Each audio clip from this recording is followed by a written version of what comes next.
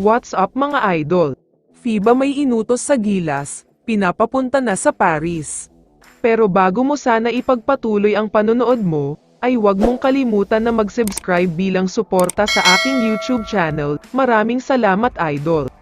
May isang napakabigat na balita muna tayo tungkol kay Coach Tim, dahil ayon sa kanya ay sobrang namimiss na daw niya si Scottie Thompson. Sobrang nanghihinayang nga daw siya na hindi nakapaglaro si Scottie sa FIBA o QT. Napakalaking bagay daw kasi sana ang energy niya, siya pa naman daw sana ang magiging X-Factor, at alam din ni Coach Tim na mas maganda sana ang magiging laro nila kung naglaro lang si Scottie, dahil kabisado nito ang triangle system niya. Okay naman daw si Dwight Ramos at isang napakagaling na player. Pero ang problema ay hindi naman talaga siya natural point guard. Kung nakapaglaro nga lang daw sana si Scottie ay siguradong lalabas ang tunay na husay niya. Samantala, pag-usapan na natin ngayon ang Gilas Pilipinas, dahil alam naman nating lahat na masaya na silang nakauwi dito sa ating bansa, dahil natapos na ang kampanya nila sa FIBA o QT, at ang iniisip ng lahat ay wala na silang chance sa Olympics.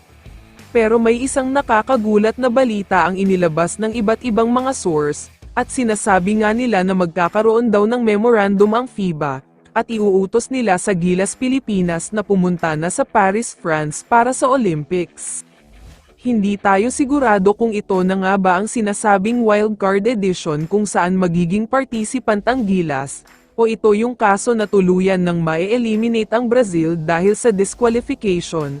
Pero kahit ano pa yan ay good news pa rin talaga ito. Ito pa ang mas mabigat dito. Ayon kasi sa inilabas na post sa social media, sagot daw ng FIBA ang lahat ng gastusin sa pagkain, transportation, hotel at iba pa. Wala daw babayaran ang Gilas Pilipinas sa Olympics na ito.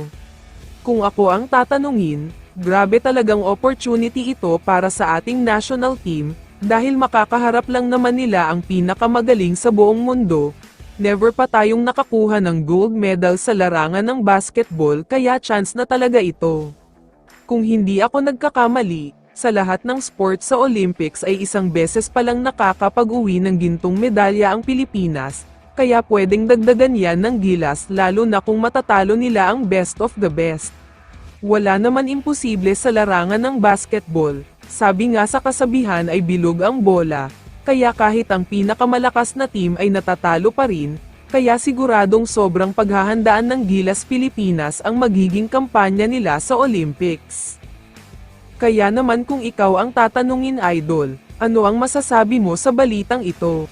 I-comment mo naman ang sagot mo sa tanong na ito. So dito na nagtatapos ang video na ito. Maraming salamat sa pagsuporta at panonood mga idol. Ingat at bye-bye.